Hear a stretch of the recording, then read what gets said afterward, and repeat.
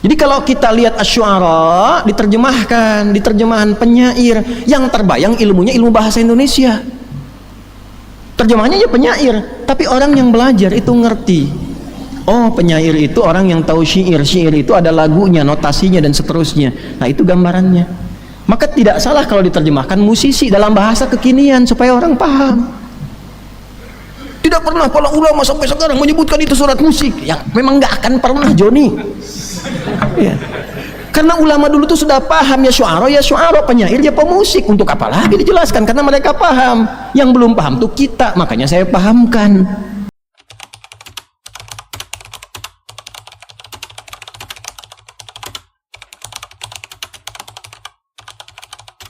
Assalamualaikum warahmatullahi wabarakatuh. Di masyarakat Mekah pada khususnya wilayah itu mereka sudah punya 6-7 kebiasaan sebelum ini datang.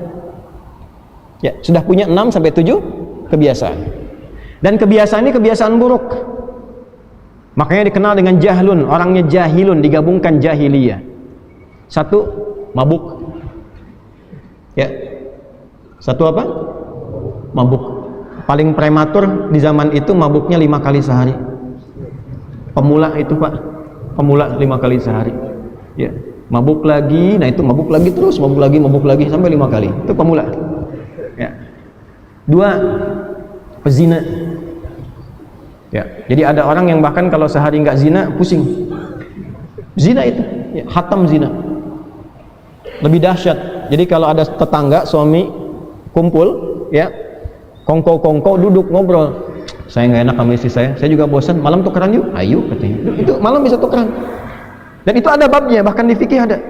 Itu yang nanti dikecam, itu yang turun ayat-ayat tentang larangan zina. 2, yang ketiga, nah ini problem, suka nuduh, suka menjatuhkan, suka menyerang. Haja namanya, haja. Nah, ini sumber peperangan nanti. Yang keempat, melahirkan keberanian untuk berperang, hamasah. Yang kelima, menjadi profesi untuk meratapi orang ketika meninggal. Jadi ada profesi ahli ratap. Jadi kalau misalnya ada yang meninggal, diundang nih yang profesi ini untuk meratapi aja, itu dibayar, Pak. Makanya nanti ada larangan dari Nabi jangan meratapi orang meninggal, karena itu ada kebiasaan jahiliyah. Jadi bayar orang untuk nangis aja, gitu ya. Nggak tahu sekarang ada apa enggak deh itu. Buat nangisin aja, nangis, dan gitu pulang dapat uang, ketawa lagi. Yang keenam, nah ini biasanya di lingkungan pejabat zaman jahiliyah ya, jangan dipotong nih. Itu dibayar untuk muji-muji. Ya untuk muji aja, muji ya, ABS asal bapak senang gitu. Jadi ketika muji dapat uang, ketika muji dapat uang, itu madah namanya. Madah. Nah, saya turunkan ke 6 ini, saya tuliskan. Bismillah.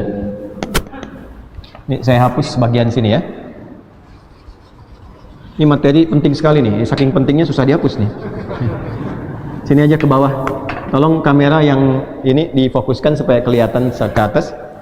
1, yang mabuk-mabuk namanya khamar, buat mabuknya. 2, untuk yang zina, selingkuh, menggoda dan sebagainya disebut ghazal. Yang 3, untuk menuduh, menyudutkan, ya, dan semacamnya itu disebut haja. Kemudian yang selanjutnya, untuk dibawa ke suasana semangat berperang dan seterusnya disebut hamasah. Yang selanjutnya untuk meratap-ratap disebut ratha atau ritha.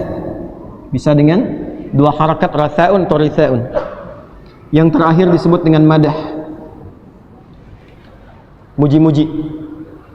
Belum ada nuansa agamanya, belum ada nuansa edukasinya, belum ada. Itu semua di sini semua.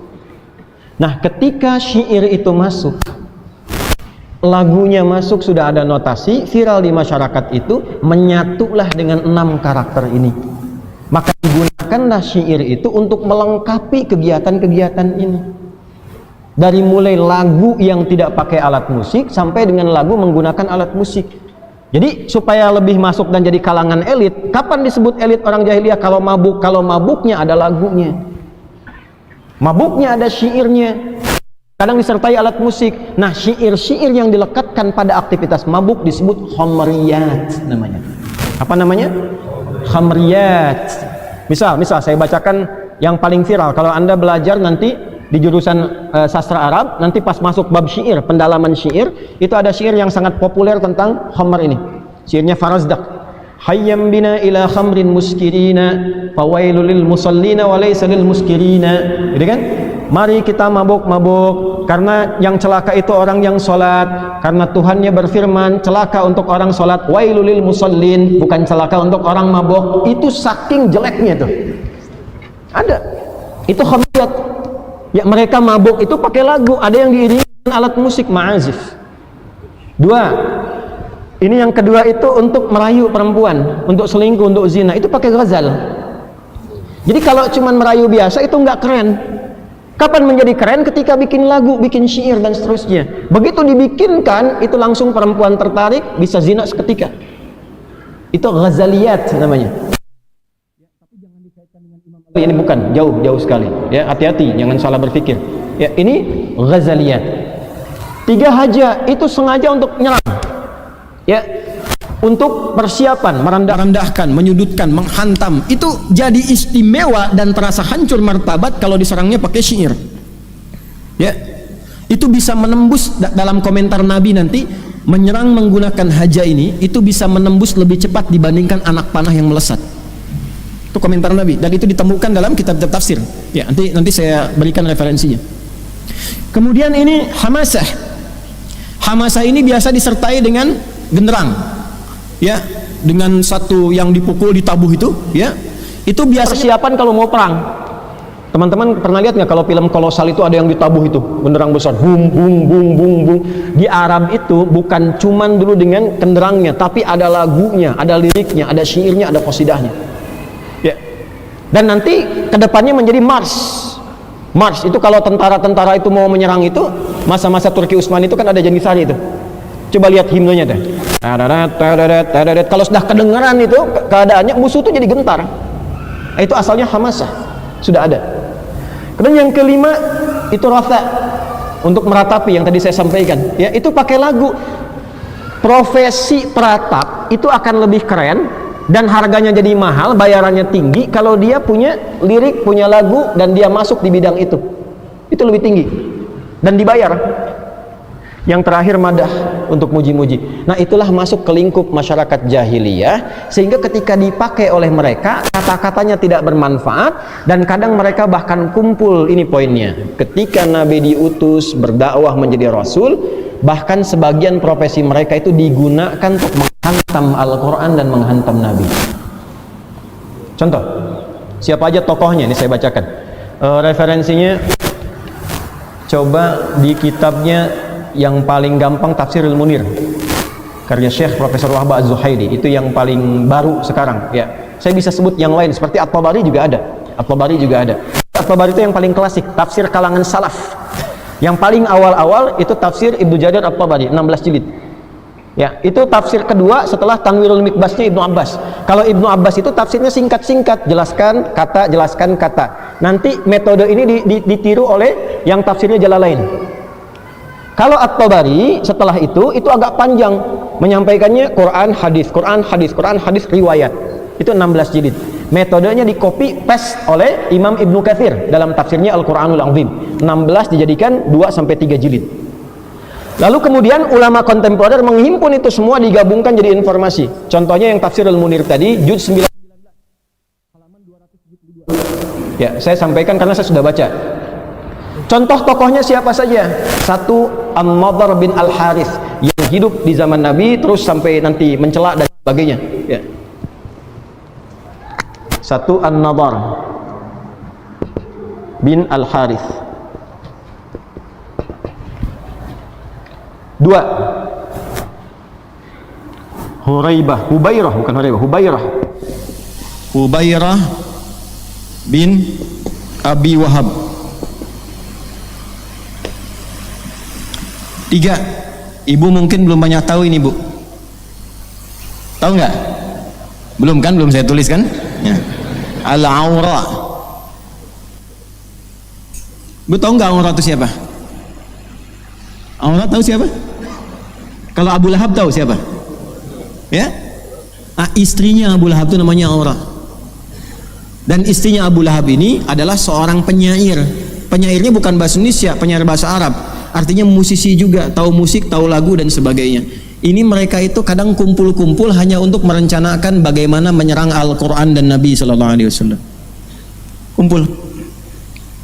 Kumpul-kumpul, ngobrol-ngobrol, bikin lirik, ya, disatukan jadi lagu.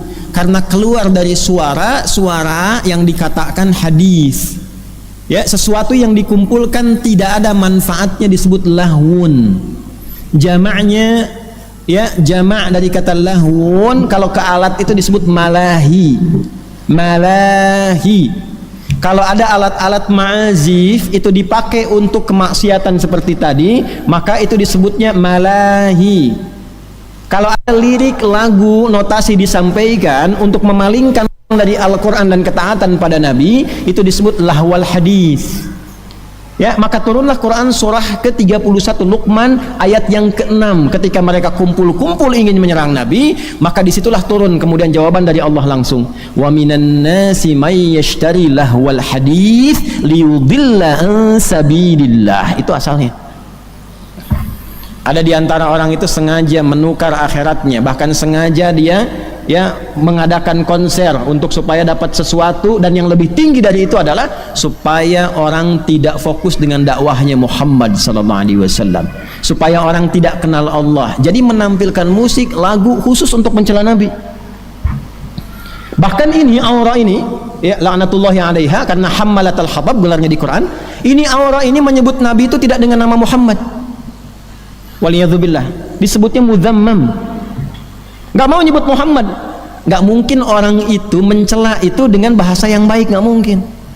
Muhammad itu kan yang bagus, yang taat, yang soleh, itu Muhammad. Kan gak mungkin mau menghina si soleh, kan gak mungkin. Si baik kan gak mungkin. Maka dirubah menjadi muzammam. Itu yang bikin siapa? Aura. Dan dia bikin lagu tentang itu. Nah, di kitab-kitab tafsir yang ketika menjelaskan tentang ini itu ada. Jelas sampai sini? Nah, maka apa yang mereka lakukan? Mereka nyerang Nabi, mereka nyerang, ya, Quran. Maka turunlah ayat-ayat untuk mencela mereka. Bahkan sebagian nuduh itu Quran itu produk syair juga karena ada iramanya. Nanti kita terangkan di akhir, ya, kita terangkan di akhir saat bahas hukum.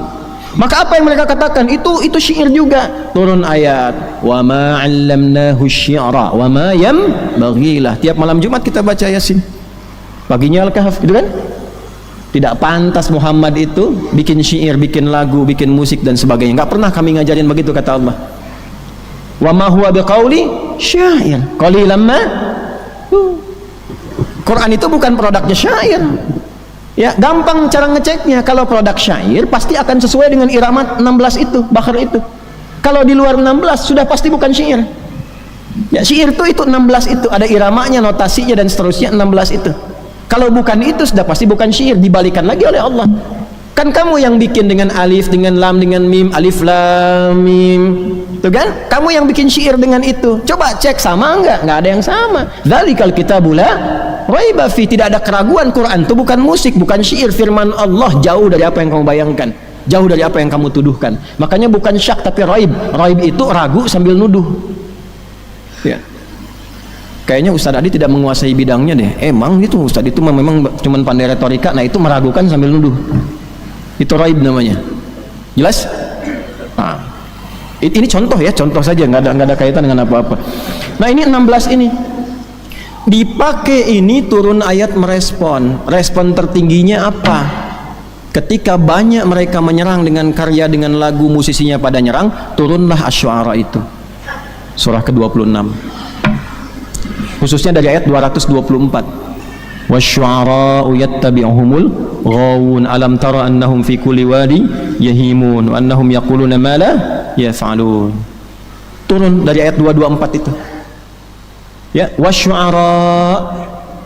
Problemnya di mushaf itu diterjemahkan dan para penyair itu problemnya. Lalu orang ngaji dari terjemah, nggak belajar ilmunya.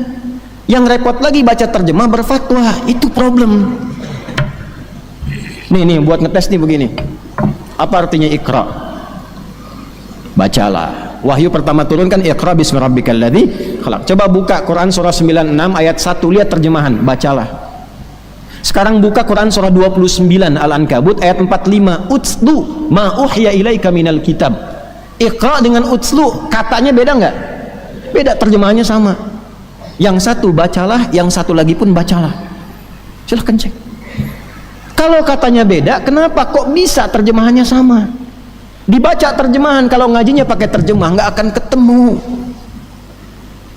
Iqra, utslu itu beda. Kalau iqra dari qiraah, qara'a yaqra'u qira'atan iqra. Asal katanya membaca tanpa menuntut memahami, yang penting baca. Mau paham mau tidak silahkan.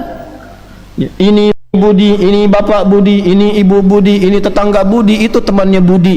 Ya, yang penting bisa baca. Perkara Anda kenal Budi atau tidak, siapa tetangganya, itu urusan lain. Nah, itu iqra namanya. Kalau sudah tilawah, utslu itu artinya baca dan pahami yang dibaca itu. Amalkan setelah paham itu.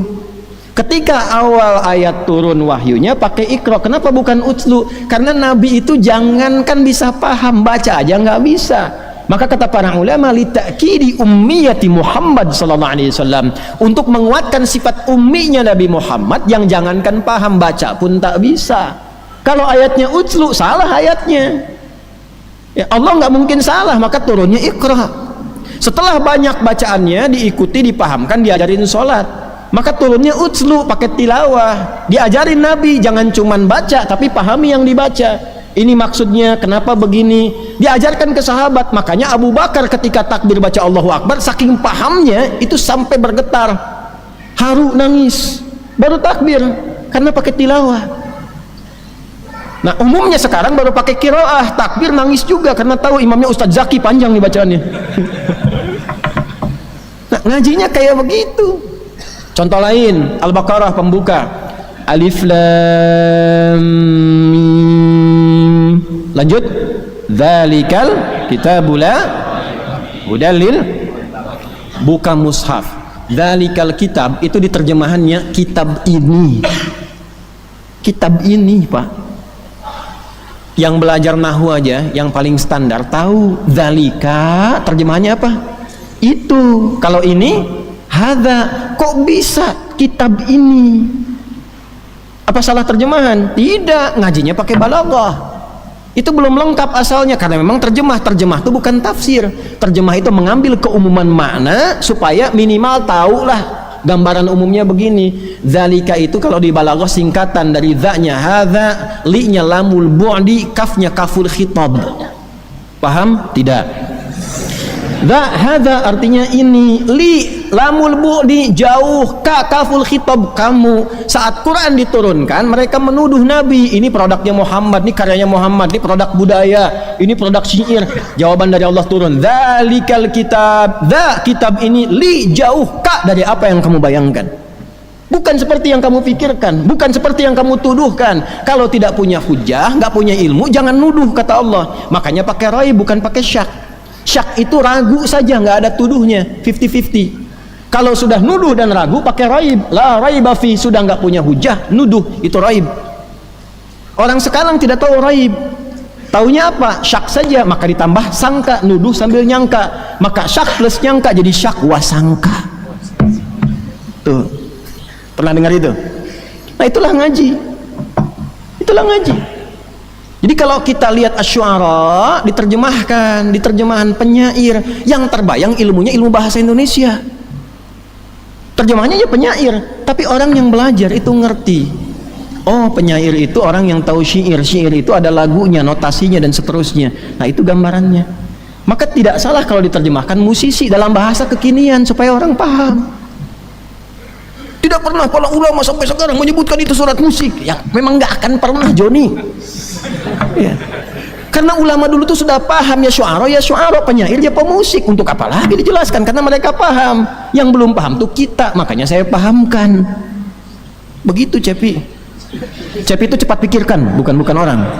Cepat pikirkan. Nah, kita ngajinya pakai ilmu. Jadi kalau sudah paham, mengerti seperti itu, jelas paham. Ya, mengapa ini muncul seperti ini syair begini dan sebagainya? Ya tadi melihatnya persepsi berbeda. Karena ternyata yang motong video saya itu bukan dari pelajaran, yang belajarnya itu dari latar belakang agama. Itu alumni teknik industri. Ini saya punya skripsinya. Alumni UII masuk di UII.